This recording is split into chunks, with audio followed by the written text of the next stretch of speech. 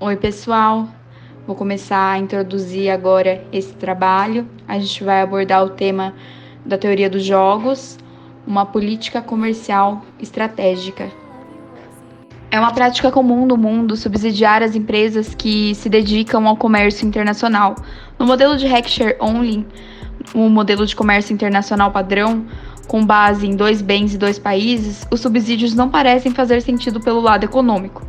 O modelo padrão diz que um subsídio à exportação ele irá mudar as relações de troca com os outros países que o impõem, e isso afeta de modo adverso e beneficia os consumidores externos.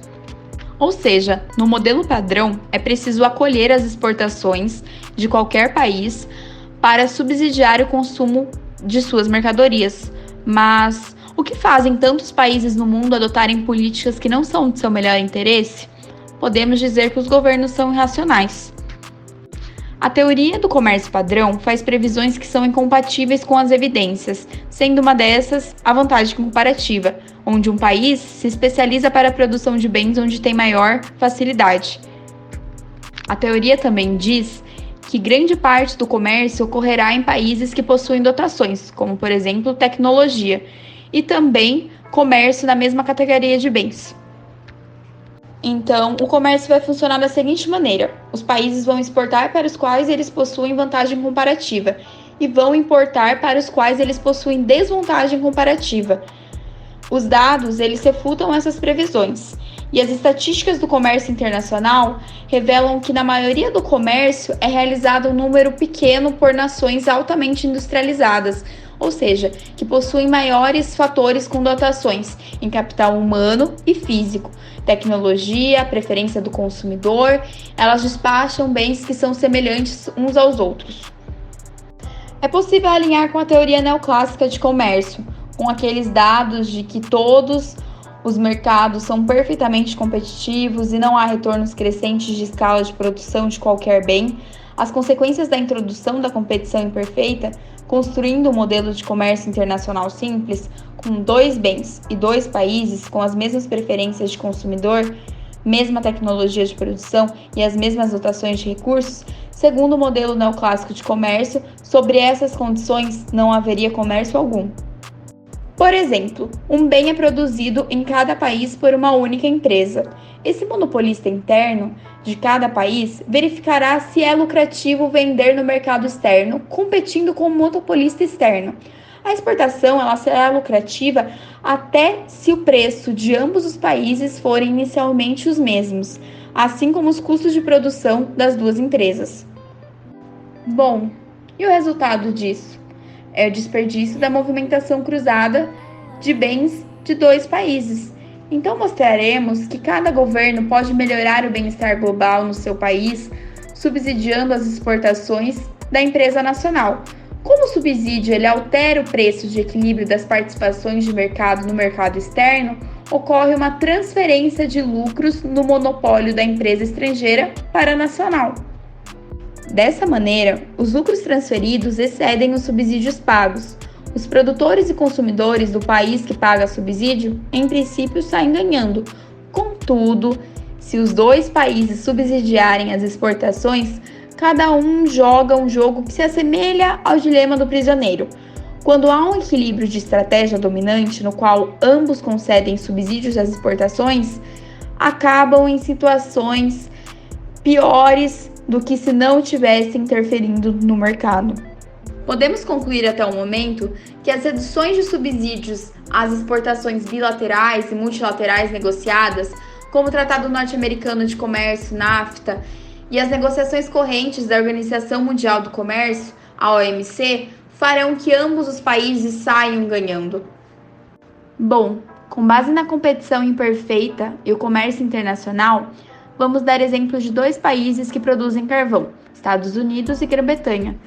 Ambos produzem com a mesma tecnologia de retornos constantes de escala, e os custos marginais da produção nos dois países são iguais a $1 bilhão por unidade. O preço do carvão também é cotado em bilhões de dólares, como a receita, custo e lucro da empresa. Caso não exista comércio externo de carvão, por causa de tarifa ou os custos de transportes extremamente altos, Cada empresa ela poderá escolher sua produção de modo a maximizar as funções de lucro. O nível de produção e os preços maximizadores de lucro em cada país são iguais. Essas rendas de monopólio são compartilhadas pelos acionistas das empresas, pelos dois governos, através de impostos e outros fornecedores da indústria de carvão. Caso seja aberto o livre comércio entre Estados Unidos e Grã-Bretanha, os custos de transporte são US$ 1 bilhão por unidade em qualquer direção. O preço antes dessa abertura comercial de cada país é o mesmo, mas os custos de transportes são elevados.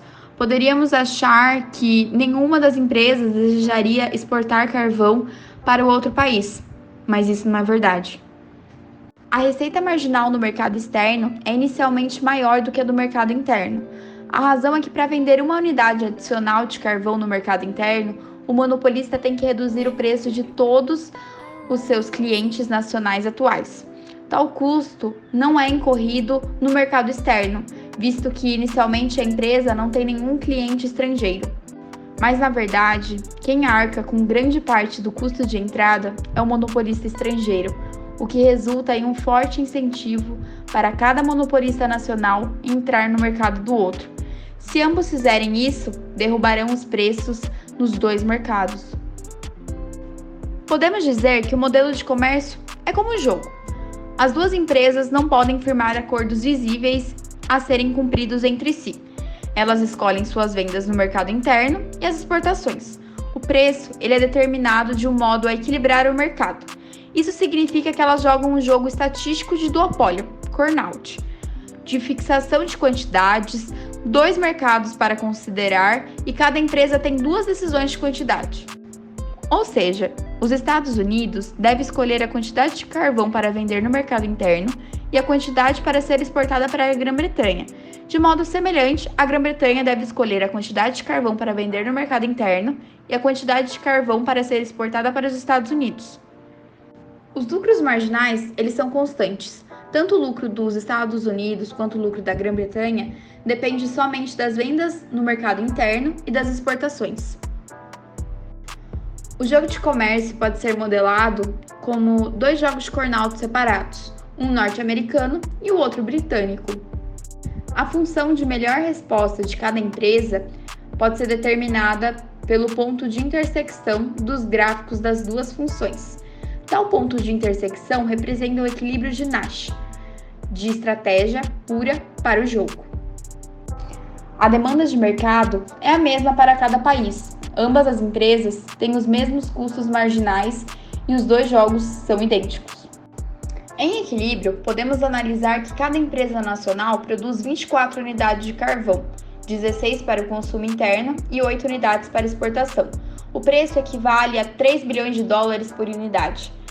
A resultante da movimentação cruzada entre Estados Unidos e Grã-Bretanha parece ineficiente. Fornecer carvão a consumidores britânicos custa 2 vezes mais aos Estados Unidos do que a Grã-Bretanha, e vice-versa. 16 unidades de carvão são despachadas pelas duas empresas a um custo de US$ 1 bilhão por unidade, com um desperdício de US$ 16 bilhões. Embora aparentemente o livre comércio resulte numa redução do bem-estar, essa conclusão ignora a própria competitividade do comércio em cada país. Com o livre comércio, 24 unidades de carvão são consumidas em cada país, 16 fornecidas pelo produtor nacional, 8 pelo estrangeiro, a um preço de mercado de US$ 3 bilhões por unidade. É mais do que 20 unidades consumidas sobre autarquia, a um preço de US$ 3,5 bilhões por unidade. Consome-se mais carvão no país sobre o livre comércio do que sobre a autarquia, e esse carvão é vendido por menos. Cada empresa obtém um lucro de US$ 8 bilhões em suas vendas no exterior e US$ 32 bilhões no mercado nacional, totalizando US$ 40 bilhões. Isso é menos do que 10 bilhões sobre a autarquia. Os consumidores de carvão ganham com o comércio externo e os proprietários das empresas e as mineradoras perdem. E para medir esse bem-estar conjunto dos consumidores e produtores, é preciso fazer a soma dos excedentes dos consumidores e produtores como uma medida de bem-estar, atribuindo pesos iguais a ambos. O ganho em excedente do consumidor em cada país gerado pela introdução do livre comércio é igual à área sombreada do gráfico, tal área equivale a 11 bilhões de dólares. E o excedente do produtor? Ele é a diferença entre a receita que a empresa recebe pelo carvão que produz e o mínimo que deve ser pago pela sua disposição em produzi-lo. Estamos considerando que não há custos fixos, ou seja, o excedente do produtor é igual ao lucro da empresa. Os lucros do monopólio externo caem em 10 bilhões de dólares quando se permite comércio bilateral. O bem-estar líquido, que é a soma dos excedentes do consumidor e produtor, melhorou 11 bilhões de dólares. No exemplo citado pela Letícia, tanto o governo dos Estados Unidos quanto o governo da Grã-Bretanha subsidia a empresa A e B de carvão. Tais subsídios têm como finalidade apoiar suas empresas nas vendas de produtos no mercado internacional, sendo as famosas exportações. Há vários tipos de subsídios, sendo eles financeiros, no qual o governo ajuda financeiramente, subsídios fiscais, em que normalmente a redução de impostos e taxas, subsídios nas estruturas, em que o governo ajuda com toda a estrada, portos e todo o sistema logístico. Também temos subsídios de assistência técnica, em que normalmente há um treinamento, suporte básico, para que inicie então a estrutura da empresa X. Também há subsídios de seguro, em que há uma garantia, o seguro, a crédito nas exportações, protegendo as empresas contra transações e riscos financeiros internacionais. Sendo assim, podemos afirmar que tanto as empresas quanto o governo são beneficiados pelos subsídios. Ainda não entendeu como o governo é beneficiado? É fácil. Quanto mais o governo ajuda as empresas, mais chances de maximizar os lucros e expandir ainda mais o comércio internacional do país. E esse caminho tende ao que chamamos de subsídios ótimos à exportação. Dessa forma, podemos avançar para o próximo tópico do texto, que é a guerra de subsídios. O conceito fenômeno de guerra de subsídios no comércio internacional remete claramente ao conhecido dilema do prisioneiro, um problema da teoria dos jogos desenvolvido por Merrill Flood, Mervyn Dasher e mais tarde Albert Tucker. Neste problema, supõe-se que cada jogador, de forma independente, quer aumentar ao máximo a sua própria vantagem, sem lhe importar o resultado do outro jogador. No caso do texto, duas gigantes do setor de carvão, Ancoal e Britcoa, estão envolvidas em uma guerra de subsídios e, portanto, um tipo de dilema do subsídio. Seus governos, os Estados Unidos e o Reino Unido, têm o poder de decidir se concedem ou não subsídios às exportações dessas empresas. Ao não optar por subsídios, ambas as empresas inicialmente poderiam desfrutar de lucros estáveis. No entanto, se uma empresa decide buscar subsídios e a outra não, a primeira ganha uma vantagem significativa, enquanto a segunda enfrenta desafios competitivos. O dilema, portanto, se intensifica quando ambas as empresas decidem estrategicamente adotar subsídios. Agora, a eficiência do mercado se torna tão comprometida que os lucros de ambas diminuem significativamente, criando um paradoxo que, em busca individual por vantagens, leva o resultado subotimizado para o conjunto. Finalmente, falta analisarmos como o jogo de subsídios se comportaria no mercado com retornos crescentes de escala. A teoria neoclássica assume que as empresas operam com retornos constantes de escala, ou seja, o custo médio não varia com o nível de produção. No entanto, no caso de empresas monopolistas, é provável que existam retornos crescentes de escala, ou seja, o custo médio diminui à medida que a produção aumenta. Isso implica que empresas monopolistas têm mais incentivos para exportar seus produtos, pois assim elas podem reduzir seus custos unitários e aumentar seus lucros. Além disso, os países que abrigam essas empresas também têm mais incentivos para conceder subsídios à exportação. No entanto, o jogo de subsídios entre os países se torna mais complexo quando há retornos crescentes de escala, pois isso leva a uma movimentação cruzada dos bens, com cada país exportando e importando o mesmo bem. Nesse caso, pode ocorrer que os benefícios da redução dos custos sejam maiores do que as perdas causadas pelos subsídios, de modo que a situação com subsídios seja preferível à situação sem subsídios. E isso é tudo, pessoal. Muito obrigado por terem assistido nosso vídeo, esperamos que tenham gostado.